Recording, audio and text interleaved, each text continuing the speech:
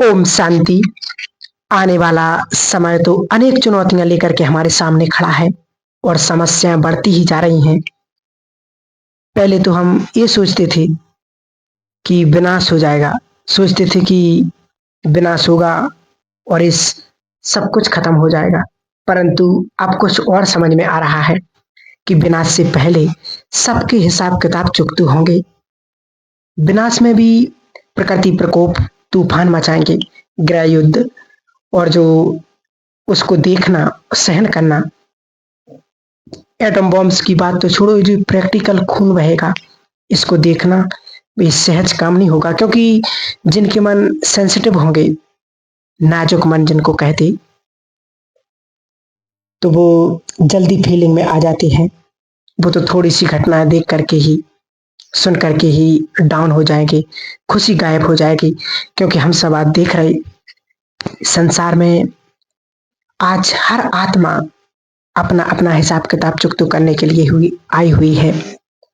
कोई ना कोई किसी न किसी प्रकार से अपना हिसाब किताब चुकता कर रही है।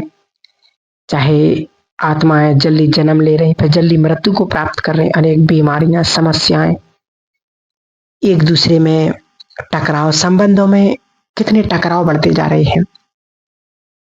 इसी समय को देखते हुए ये स्पष्ट नजर आता है कि वास्तव में ये संसार अब अपना, ये इसको कलयुग नहीं, कर्ज युग कहेंगे, क्योंकि अपना कर्ज चुकाने के लिए हर आत्मा इस सृष्टि पर आ रही है और अपना अपना कर्ज चुका करके वापस जा रही, क्योंकि ये संगम युग का समय परमात्मा प्राप्तियों का समय है।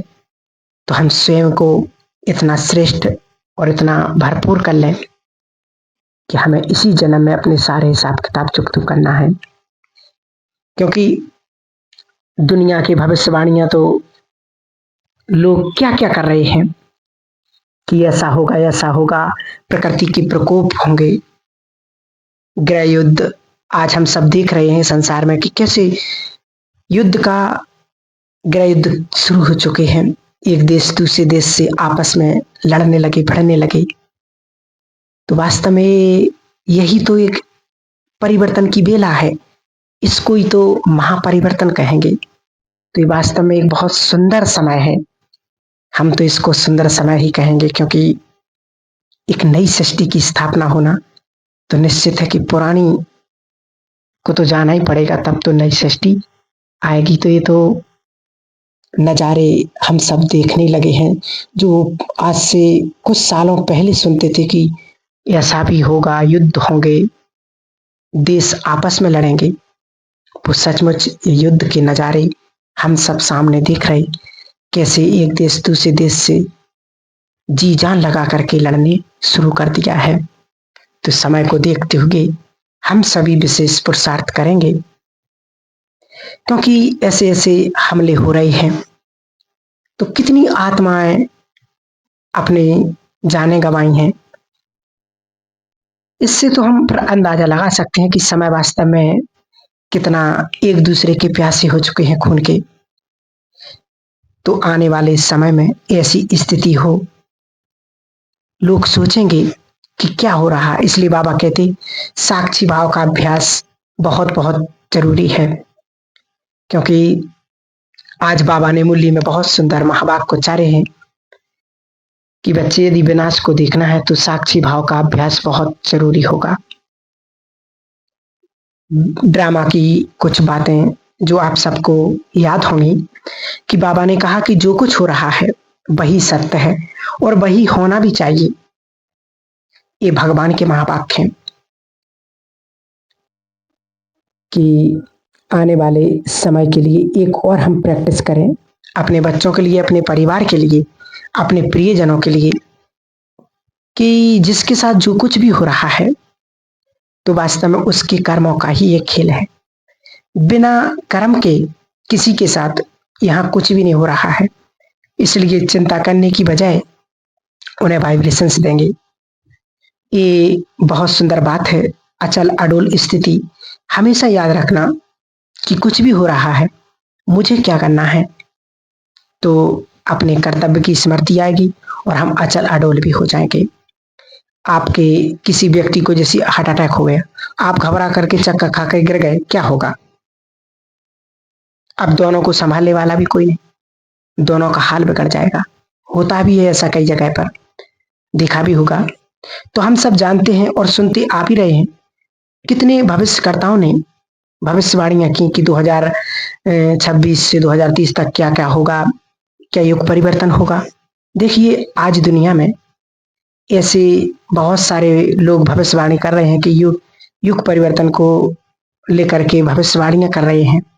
और कुछ लोगों के मन में ये सवाल रहता है कि आगे चल करके दुनिया में क्या होने वाला है, क्या युग परिवर्तन हो जाएगा और आने वाले समय में क्या क्या होगा। तो अधिकतर लोग यही कह रहे हैं कि 2026 से ऐसा क्या होगा और 2026 का जो साल है कैसा होने वाला है, तो इसके बाद जो समय आएगा वो कैसा होगा और प्रकृति में क्या क्या बदलाव होंगे।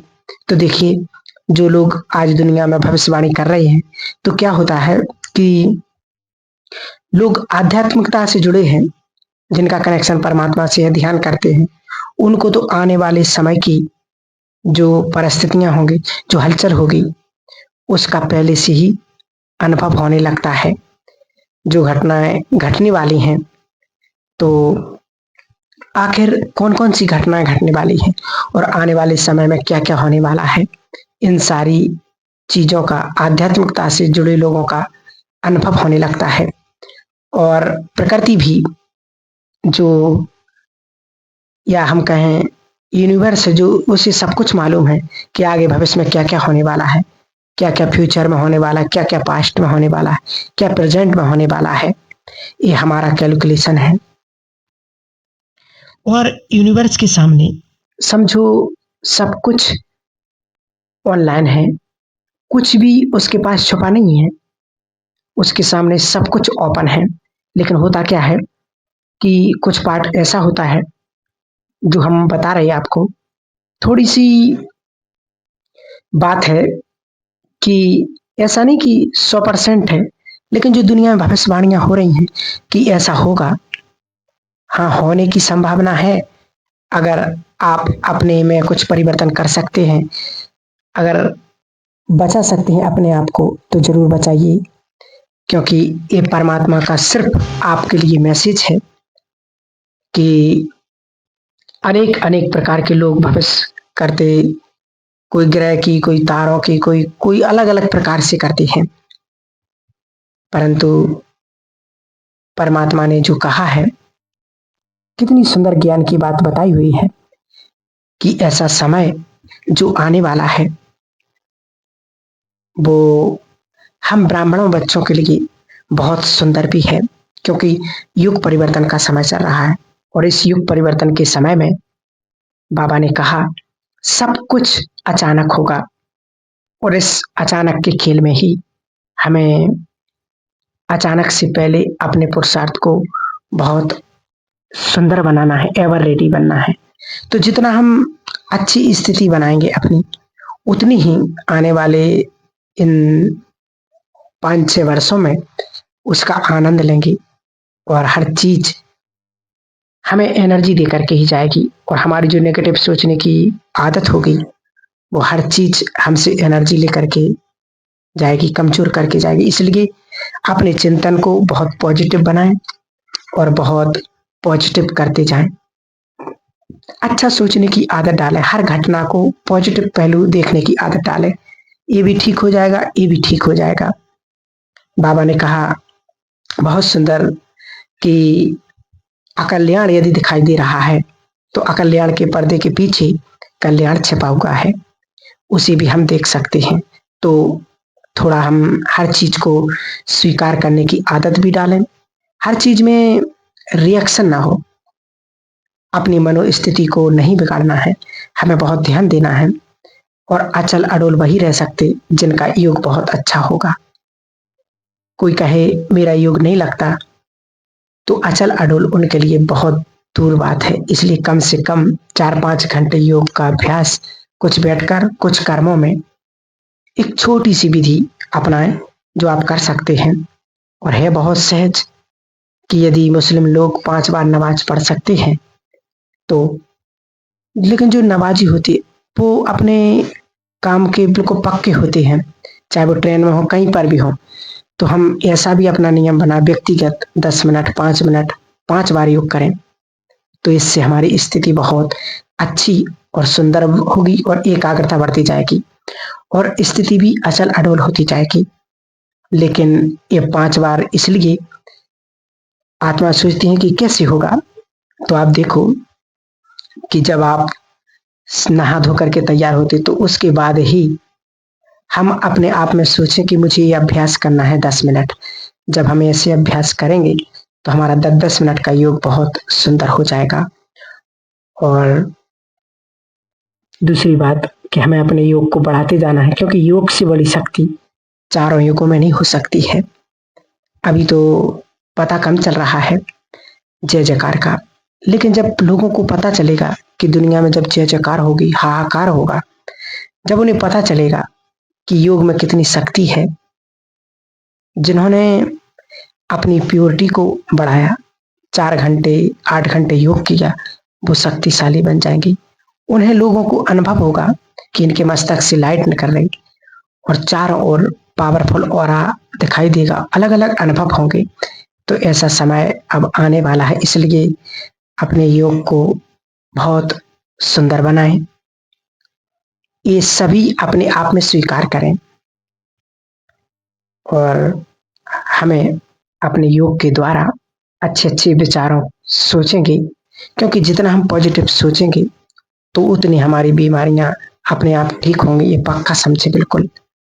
यदि नेगेटिव रहेंगे तो अनेक बीमारियां भी उत्पन्न होंगी, और जो पॉजिटिव हैं उनको बहुत सीरियस बीमारियां नहीं आएंगी, परंतु जो नेगेटिव हैं 100% उनको बीमारियां घेरेंगी, बड़ी बड़ी बीमारियां भी घेरती हैं। इसलिए पॉजिटिव रहें। यदि योग अच्छा है, अशरीरपन का अभ्यास है, काम काज करते होगे भी, तो आपको भी पेन नहीं होगा, दर्द नहीं होगा, बीमारी आएगी लेकिन चली जाएगी। जैसे पता चलेगा कि भाई घुटने में दर्द हो रहा है, तो वो आपको परेशान करेगा, लेकिन आपको महसूस नहीं होगा, क्योंकि अपने आप को नेगेटिविटी से सावधान रखना है, क्योंकि नेगेटिविटी दिन प्रतिदिन बहुत बढ़ती जा रही है। ब्राह्मणों में भी क्या क्यों हो रहा, तो बाबा ने कहा साक्षी भाव रखना है, अपने आप को सदा के लिए पॉजिटिव बनाना है। ठीक है, ओम शांति।